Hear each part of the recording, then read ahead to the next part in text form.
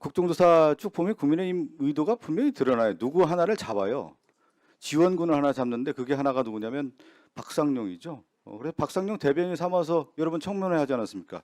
이번에 보니까 국정조사의 모든 내용들에 대한 진실이 규명되니까 방영철의 위증과 관련해서 이 부분을 바짓가랑이 하나 잡고 방영철의 말이 다 진실이다. 방영철이 왜 거짓말을 하겠어요? 방영철의 의도를 정확하게 파악하시면 되지 않겠어요? 방영철이 누굽니까?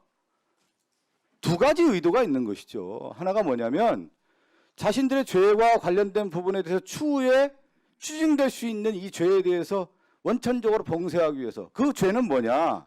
바로 주가 조작과 관련된 부분이 명확하게 드러나고 이것을 방영철을 봐준 것이 누구예요? 검찰 아닙니까? 공범인 이화영에 대해서는 7년 8개월 선고가 나왔고 방영철과 관련돼서 외환거래법, 국가보안법, 어마어마한 법에 대해서는 뭐가 나왔어요? 집행유예가 나왔잖아요. 검찰의 의도가 분명한 거 아니겠어요? 방영철을 봐줌으로 인해서 누구를 목적으로 하겠느냐? 이 내용에 대해서 분명한 게 있는 거고 또 하나가 방영철은 자기의 돈을 지키려고 하는 거예요. 하나가 뭐냐? 1592억 원에 대한 배임죄에 대한 부분과 수백억 원에 대한 주가 조작에 대한 돈을 지키기 위해서 누구랑 손을 잡은 거냐? 검찰의 손을 잡은 거 아니겠습니까?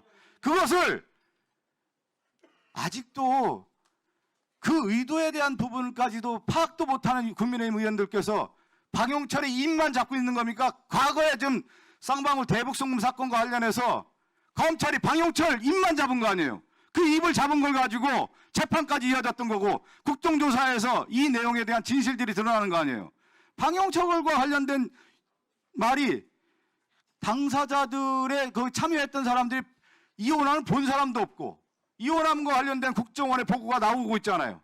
이 내용에 대해서 다 거짓이라고 주장하고 싶겠죠. 그렇지만 방영철의 의도가 분명히 드러나는 것이다. 그렇기 때문에 국정조사에서 방영철의 위증이 이 쌍방울 대북송금 사건의 진실이 무엇인지를 방영철의 입을 통해서 분명히 드러나고 있다. 검찰은 방영철을 잡아서 거짓 진술을 만들어낸 거고 그 혜택을 방영철에게 뭐를 줬냐? 집행유예를 줬고 그들의 돈과 관련된 부분에 대해서 확실하게 보호해주겠다는 시그널을 줘서 방영철의 입을 통해서 거짓 증언을 만든 것이 이 쌍방울 대북송금 사건의 진실이다, 실체다. 이것을 말씀드리고 국민의힘은 방영철 바짓가랑이 그만 잡으십시오.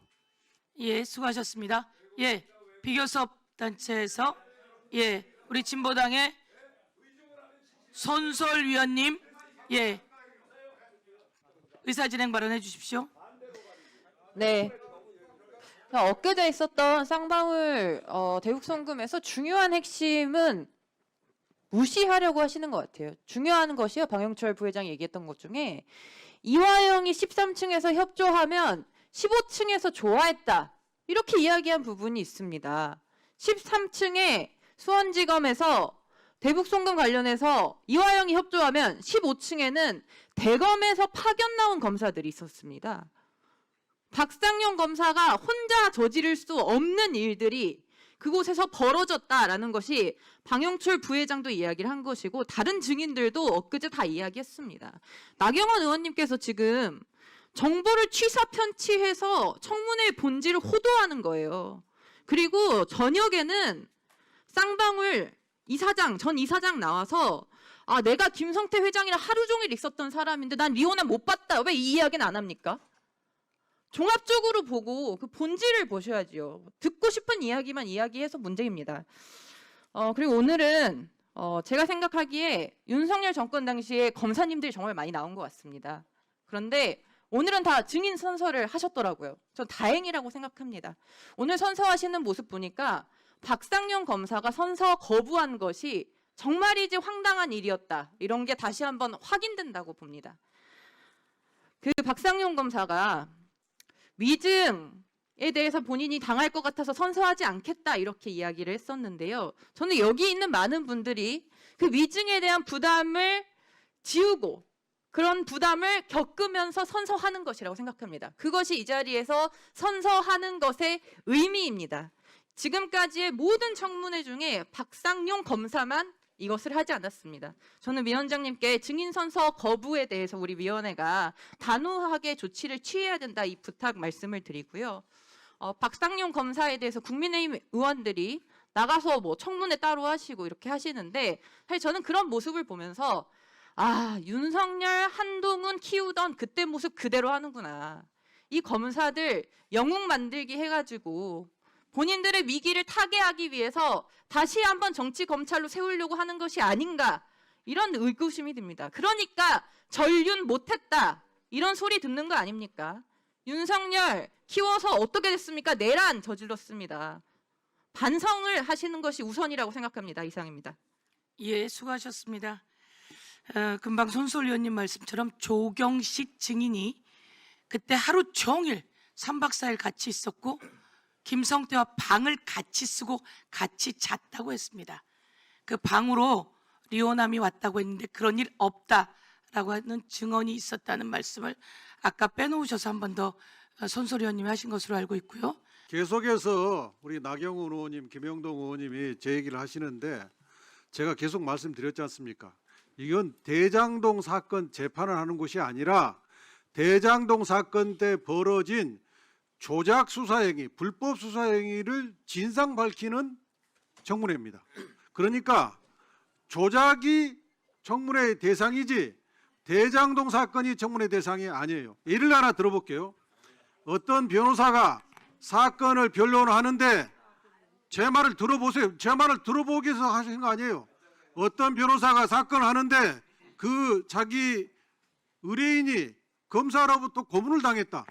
그러면 한마디로 그 고문을 따지는 청문회란 말이에요. 그러면 고문을 누가 제일 잘하느냐? 그 변호사가 제일 잘 알죠. 그 변호사가 고문을 따지는데 당신은 그 사건에 변호인이었으니까 빠져라. 말이 안 되죠.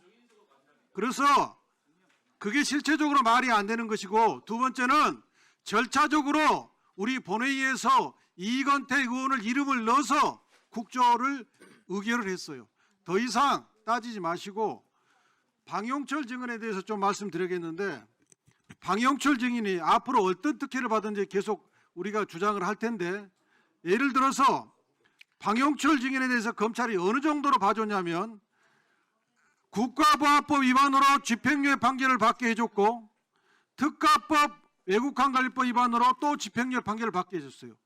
동일한 시기에 사건을 둘로 나눠가지고 집행유예 판결을 받게 한 거예요. 이런 경우 있었습니까? 동일한 시기에 사건을 둘로 나눠가지고 이것도 집행유예, 이것도 집행유예, 이런 사례가 없었어요. 또한 김성태하고 30억을 횡령한 걸 공모라고 김성태 공소장에 기재가 돼 있어요. 김성태를 30억 횡령으로 기소하면서 그 책임자인 그 회사의 상장회사의 대표이사인 방영철은 기소유예로 해줬어요. 상장사의 대표이사가 자기 회사 일고 30억 횡령을 했는데 김성태는 기소하면서 방영철은 30억 횡령을 기소유예해 줬어요. 검사가 기소권을 이렇게 남용해도 되는 겁니까?